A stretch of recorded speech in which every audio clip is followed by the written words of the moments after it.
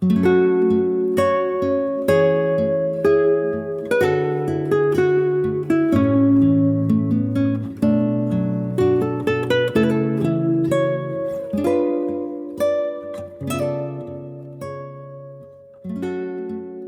is God and Autobiography, the podcast, a dramatic adaptation and continuing discussion of the book God and Autobiography as Told to a Philosopher by Jerry L. Martin.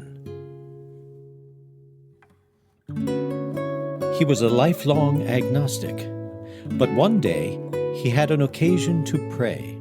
To his vast surprise, God answered in words. Being a philosopher, he had a lot of questions, and God had a lot to tell him. Episode 201.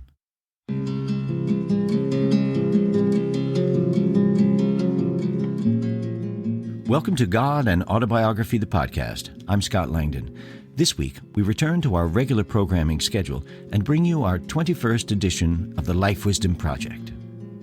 Jerry is joined once again by Professor of Religious Studies Jonathan Weidenbaum to discuss the implications for all of our lives of Episode 21, God Explains the I Ching.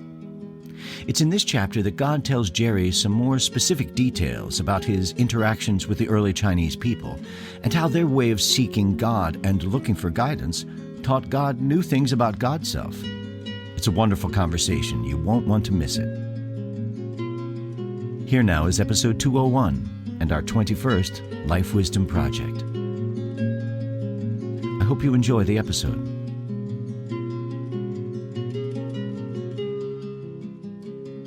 Jonathan Weidenbaum, I'm very glad to be talking to you again, and especially about this episode where I pray about I Ching. The Book of Changes in the translated title would be, and the Book of Changes is about life and its situations. The changes are, there are 64 fundamental human situations, the way it has it broken down, and there's a kind of cryptic advice, imagistic in part, and with a different conceptual background, not necessarily familiar to a modern Western thinker. Each one of those is given some kind of guidance in I Ching, and in the traditional form, people choose them by lots, by casting coins or something to see which section to consult. I'm told in prayer that this is not magic. Nevertheless, it kind of works, and that's kind of puzzling. How is it that it works? But to pay attention, because it's kind of one way of kind of connecting with the divine, or whatever language you want to use, but that fundamental flow and normative structure, even harmony of the universe. And well, when you look through this or listen to the episode, Jonathan, what struck you as things that, the point of the life wisdom of what are there takeaway lessons, things we can learn for living from this discussion I had with God about I Ching?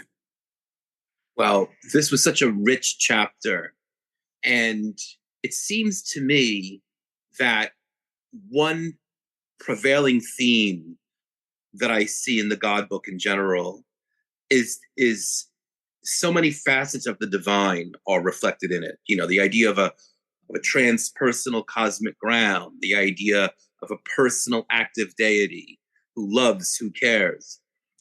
What strikes me profoundly about this chapter is that we see the human analog for that. You have, if you think about it, in Taoism, there's a certain stress on being like an uncarved block, a certain sense of moving in harmony with nature, wu wei, not forcing ourselves on things, accomplishing more by not forcing ourselves on things, but sort of being in harmony with the cosmos. So a kind of, this is a strong tag, but a mystical quietism, perhaps quietism is not the best term, but maybe a sense of basking in the nature of things. And as I've mentioned a few times, not shoving ourselves on things or pushing too hard. On the other hand, Confucianism, with the idea of rectification of names and knowing our place in the social harmony and cultivating proper relations to others and propriety and ritual, there's a strong sense on the active, on the doing. These are just a classic demarcation people have. They talk about Chinese thought and religion. And what was emphasized in this chapter is the manner in which these are harmonized, in which the I Ching serves as ground for both religious traditions, and in which that they have not yet gone in such different directions. And so has a much more richly integrative understanding of how humans should live in the cosmos. That diversity that you stress is very much here, that there are multiple types of situations, even to some sense in the background, at least, somewhat explicit, I guess, of different types of people. Different kinds of people find themselves in different kinds of situations. And whereas there is a kind of emphasis at one point of something like the Taoist one, but it's funny, the complications here. I'm told at one point you have to fight in life, but against the flow. But you go with the flow, but that often involves, and here's where the quote from God ends, you have to fight against obstacles to the flow. There's a natural drift to things that's kind of normative, that's the right order, that's harmonious, and yet there are obstacles to it. And so in different situations, sometimes you sit back and let the situation be, let it develop, and don't jump in prematurely. Other times you do. You're given marching orders, as I was, and say, well, I'm told here that my role in producing the God book was essentially in the passive role. That I was just told what to do and I did it. I was just the instrument and nothing more. In other work in my life, I've been the agent, and that God sometimes needs that, people to, take charge of a situation or solve a problem or come to the rescue, whatever it might be. Two parts of the chapter stand out in regards to this theme. After the halfway point toward the end, you say the Taoists are one-sided and neglectful of the demands of action.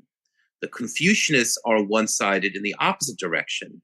They address action but fail to fit into a cosmic context. For them, it remains at a societal level. But doesn't the I Ching combine the two, to which God emphatically says yes? So there you have a certain sort of the richness we've been speaking about that kind of reconciles these two different aspects. But also early on,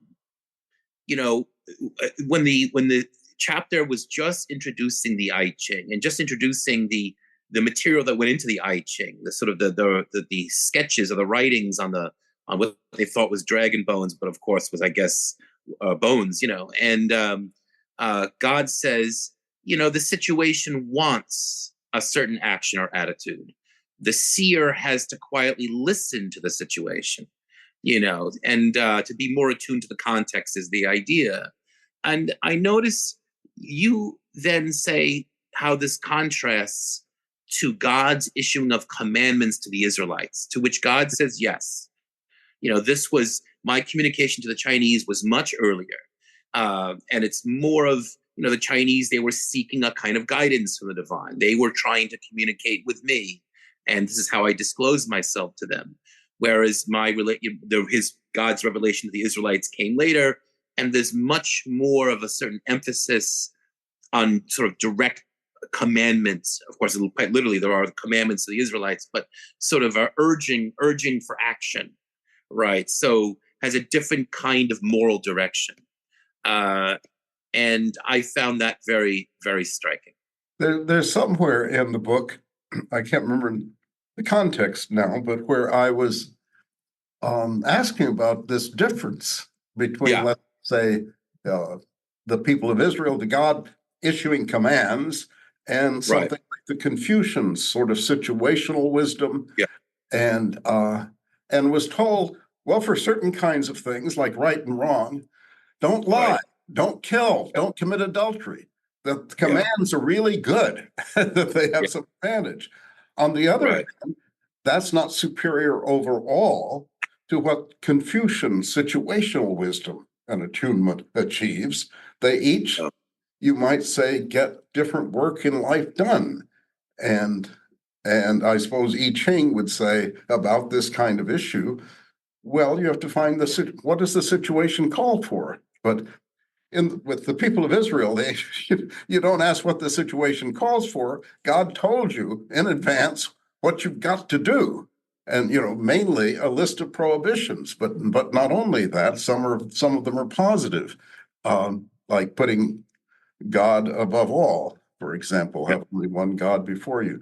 Well, it's a completely different sensibility, and yet it has its own validity. And as you put it, Jonathan, God has many sides, and we have many sides, and the world has many sides. There's not one simple recipe that's going to handle all of reality and all of human morality, all of our situations.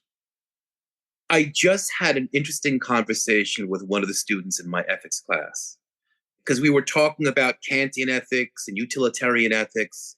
And I don't know if I've ever brought this up in a prior discussion on your podcast, but Kantian ethics, we have the categorical imperative, which you must do, regardless of context or consequence. Utilitarianism, the hedonist calculus, greatest amount of happiness, greatest number of people.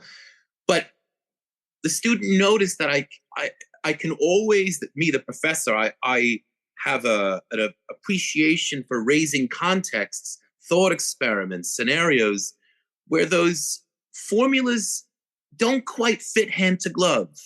They shipwreck against the complexity of the context.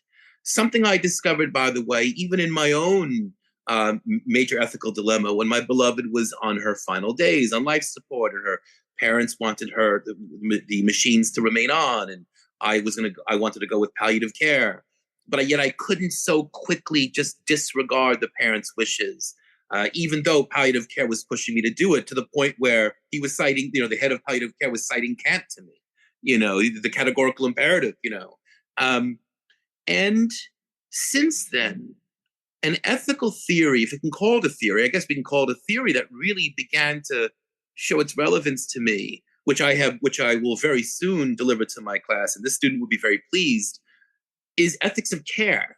It arises in a feminist context. It's often compared to Aristotelian virtue ethics, and it should not shock us that anything that's comparable to Aristotelian virtue ethics would have a lot that's consonant with Confucianism. Ethics of care, of course, is nurturing, sort of caring relationships directly to other human beings. But what's particularly striking about the ethics of care, particularly as it's formulated, or I could say formulated as expressed in the works of Anil Noddings, among others, is that it puts context above formula. It gives the nuances of a concrete situation and the needs of a particular relationship as more fundamental than outlining or obeying some precept or some law. And it's that attentiveness to context that really a lot of people find refreshing when they first learn about it. It shows itself to be much more meaningful in various moral dilemmas, like the one I faced concretely. It seems a little bit less susceptible to the kinds of scenarios of thought experiments in which the more formula-based ethical theories would kind of break apart. And it seems to speak to this Confucian and Taoist emphasis, whether it's the Confucian idea of knowing our place in the social fabric and, enacting the correct relationships between generations, between spouse and spouse, friend and friend, or the Taoist idea of just sort of moving in harmony with nature. Yeah, one similarity there that's striking is between the ethics of care. Between the ethics of care and the Confucian is the Confucian ethics has a large role for the question, what is my relationship to this Yes. person?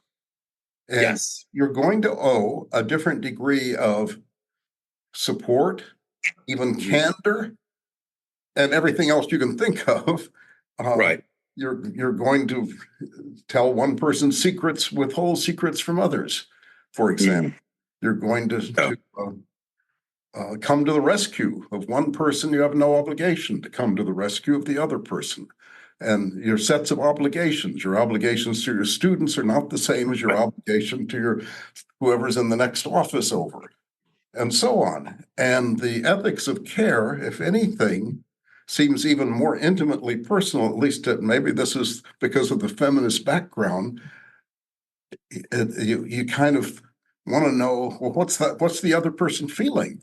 The person I'm reacting with regard to, what are they going through? And what you're thinking about in the situation you mentioned with your poor wife and her parents, and you can't just pull the plug when it might make sense to pull the plug, because they're intimate feelings. They're based in part on their relationship, in part on just the human capacity to take in things, and you can't take them in with the snap of a finger. We go through emotional processes. That comes out nicely in these. It would seem that command tradition, both of the Old Testament form and of the Kantian categorical imperative form, seems very obtuse to this aspect of life. Probably not in detail if you were to go through Old Testament stories, for example, and I don't know about the details of Kant elsewhere, but certainly in the Eastern tradition, in Confucianism, there is very much the sense of they're somewhat stylized socially. The 7 special relationships or something like that, husband, wife, parent, son, parent, child, and so on, that your teacher student, that are kind of privileged relationships, you might say, that carry their own rather heavy sense, a mandate, a sense of obligation.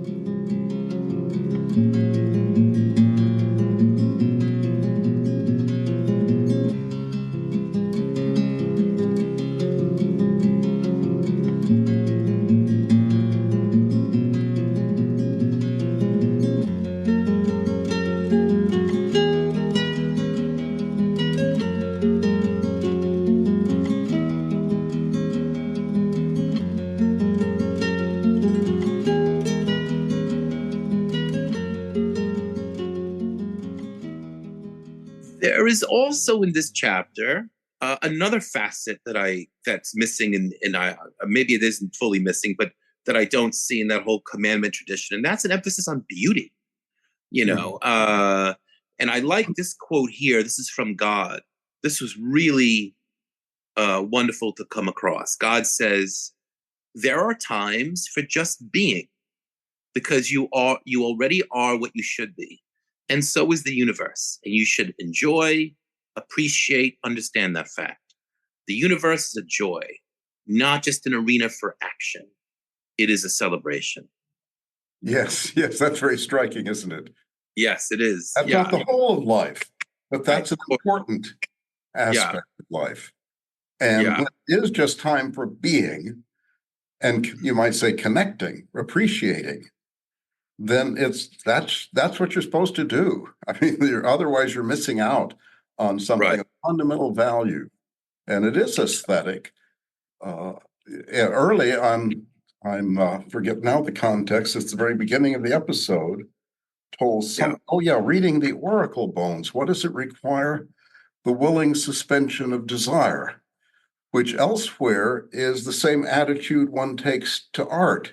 The difference between art and decoration or advertising images is art. You're just letting them be, and you're suspending desires. You're not relating to the objects around you in desire. I guess early on this came to me in praying just in a cafe or something, just looking around me, and you can look around at the objects and hear counters and plates and utensils and serving people and so forth. Those are all seen in terms of desire, of their role, their utility. what we get out of them. However, I found I could also look at the same scene, and I suppose artists, painters do practice this sort of thing, where I don't classify what I'm looking at that way. I simply take it in as a scene, as colors and shapes, and there's some deeper resonance than that expresses of sort of being coming through, maybe the divine coming through, or whatever, but it's a dimension of reality that just shows itself, and you just take it in. This is also another facet of Confucian thought with Aristotelian thought, another commonality, this idea that, it's a good part of the ethical life is turning into a certain type of person. And that type of person you're turning into is someone that has to appreciate painting, archery, music, to become the full human being. And in this context of the chapter, when it comes to a Taoist and Confucianist ethic, to really, find one's place in the beauty of nature, and to appreciate what we have before us. And I find that particularly a very important lesson as well. Yeah, and it's where this kind of notions like harmony come in, and how that radiates through our social relations. Even the structure of the society should be Right. a kind of beautiful thing. It should be harmonious, like a symphony or something. It should be like a symphony orchestra. We're all playing different instruments, but we should play them not raucously, playing just a penchant hours as loud as we can, the tuba, boom, boom, boom, but weave it together. And of course, it's sometimes it's not like a symphony orchestra in the sense that you've got a score and a conductor. It's a little more like jazz improv, or sometimes I think in this episode, the dancing metaphor is used. Sometimes you're just going with the music that's being generated, and you make your own contribution to that music. And that's like the kind of natural harmony that's spontaneous, not an ordered, mechanized or top down or rationalistic harmony, but a natural, flowing, aesthetic, beautiful harmony that people have the capacity to relate to and get in connection with. One thing that's striking about this chapter is that in the God book overall, but specifically in this chapter, is the manner in which God is sort of the proper metaphysical backdrop and support for exactly what you're talking about. So, like, for instance, I love the interactive scene when, God says to you, take a step back. And then you begin to ask a question about the I Ching. No, step back further. Then you begin to talk a little bit about Chinese civilization. And the God says, no, step back even further. And finally, God is, you outline Chinese civilization, and then God says, basics. yeah, and then the essence finally.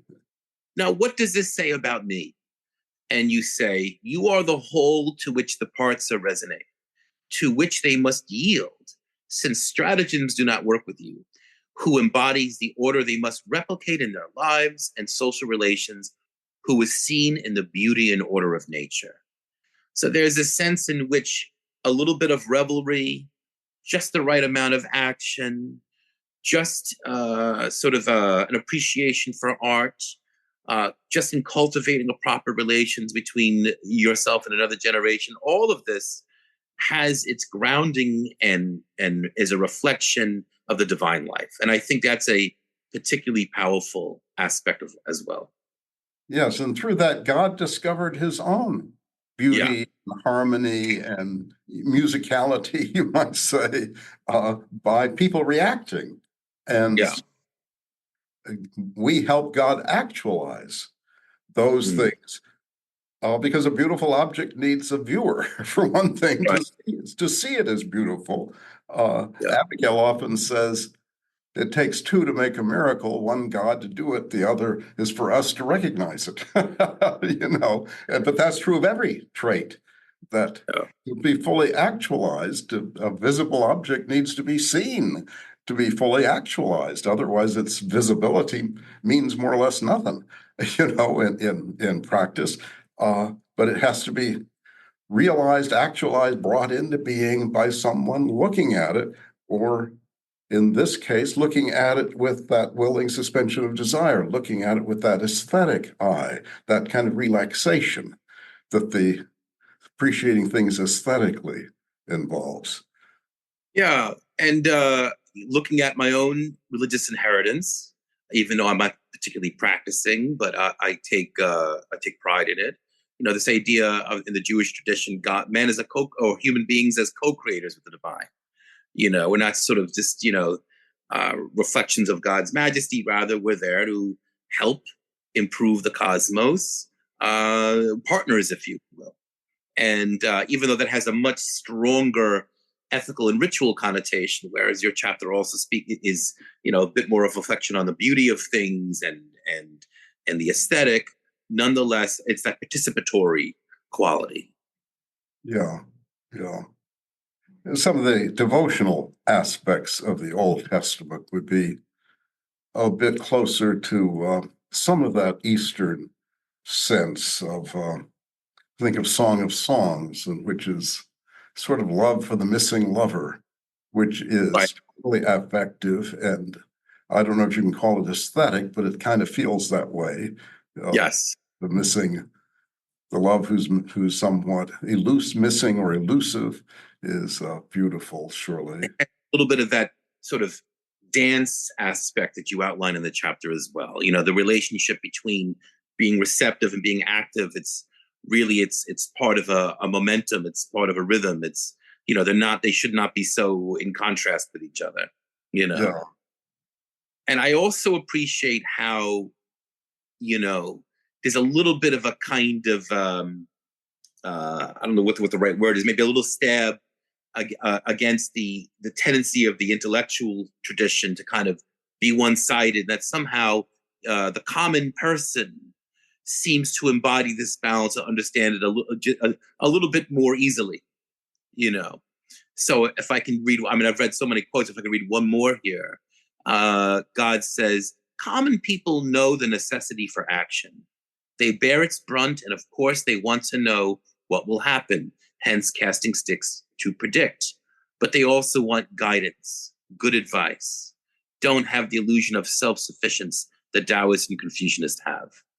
Yes, that's right. Intellectuals and other kinds of leaders, perhaps, tend to think, oh, there's one big answer and they've got it. They're hot, or at least hot on its track, and that ordinary people just need to listen to their pronouncements. Right. And meanwhile, ordinary people are taking in all of life, know how professors are, which are often really very detached from the realities of life. They can pontificate about, crime in the streets or something, but they're living in places that are relatively safe, and it's a kind of speculative thing. They can give you the data on crime statistics or some analytical apparatus or theoretical apparatus. But meanwhile, I know when I visit New York, Abigail finds me shockingly naive. She is street smart. That's how a woman makes it through Manhattan, is knowing knowing who not to make eye contact with, all of these micro behaviors that are natural to her, having grown up learning these skills. Well, the intellectual is just the person least likely to have learned those skills. And so here, that's interesting. I had not remembered that from this celebration of just people who cope with all of life. And I must note that, as a philosophically trained person, I really want my beliefs to be coherent with one another. And I've noticed that people who aren't specialized as professional intellectuals don't have that necessity. They're perfectly happy to have one set of beliefs that seem to them right, and then another set that, to my mind, might seem completely incompatible, but in a different domain, that also seem to them right, and they don't feel they have to hammer this out, Well, it's funny because I teach philosophy and world religions and ethics at a for-profit, business-themed college. None of the students in my classes are philosophy majors. They're not grad students. They often come from many walks of life and many backgrounds, but they usually have an extremely strong practical sense. A lot of them either are mothers, already have careers. They're going to go into law enforcement or business. So, they are sort of very worldly, very practical, and ideologies, they're a little bit less susceptible to the kinds of ideologies that would be attractive elsewhere, or simplistic pictures of the way the world is supposed to work. There's a little bit something earthier, a little bit healthier, a little bit more robust, a little bit more well-rounded about them. They have a better sense of the ambiguity of life, the importance of context, the idea that sometimes our abstractions do not fit the real world, and it brings a lot of richness to our class discussion. Yeah, yeah. And in a way, the I Ching is perfect. Yeah. Because I find I often end up in these podcasts talking a lot about spiritual discernment, because it seems to me the key epistemic challenge. Right.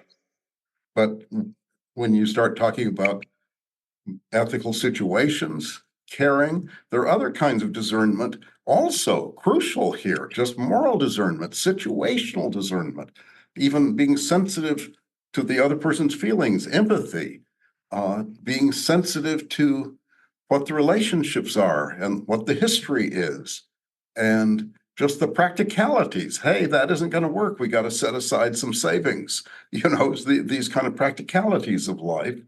And all of those kinds of discernments, which then have to be balanced with one another, a balancing of different factors and different kinds of value, different goods, different goals, different threats.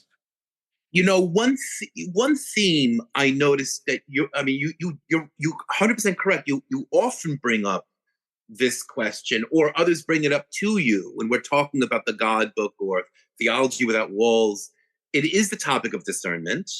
It is the topic, how do we know a real revelation of the divine versus a specious one? How do we know what should really count as the spiritual versus the problematic? And that is a persistent theme in a lot of the work that you do and a lot of the discussions that we often have in all of your writings I've read of yours.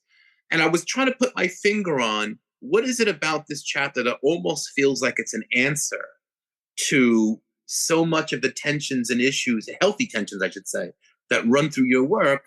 And part of it is about kind of religious epistemology. It is about spiritual knowledge, and how we can discern that this comes from the divine. I mean, the way you began it, the Chinese were seeking guidance, and so on the one hand, we can understand this is like a folk practice of writing on the bones and heating them up and reading the crack and whatever they did, but there is this stress on attentiveness, the way the text is used, the hexagrams of the I Ching are used, the way the chapters are used, and you display that throughout this very rich and chapter. The way in which sort of we let the chapter, we let the images, we let these otherwise cryptic kind of symbols guide us to refining our sense of what needs to be done in the given context. So there's a lot here that speaks to one of the most central issues, not only of the God book, but of your work in general.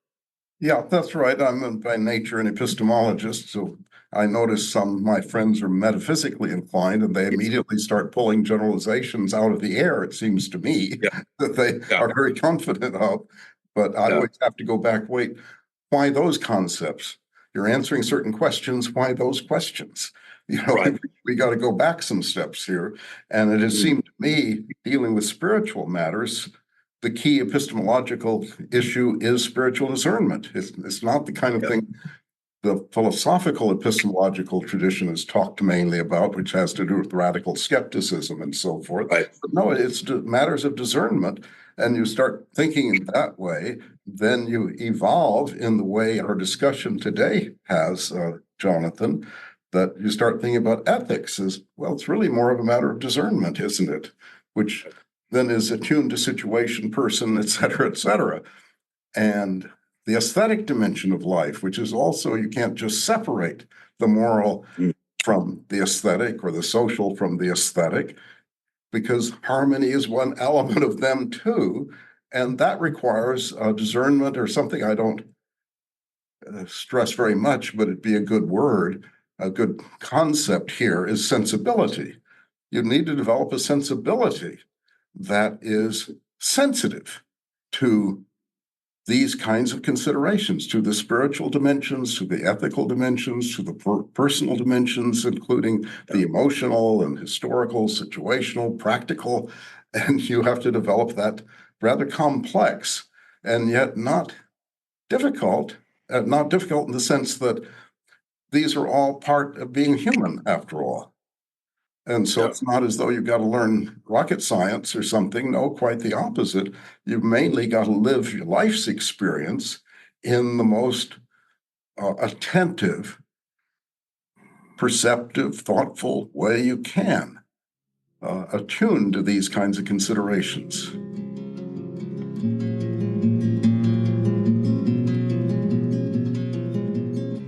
Thank you for listening to God and Autobiography, the podcast. Subscribe for free today wherever you listen to your podcasts and hear a new episode every week.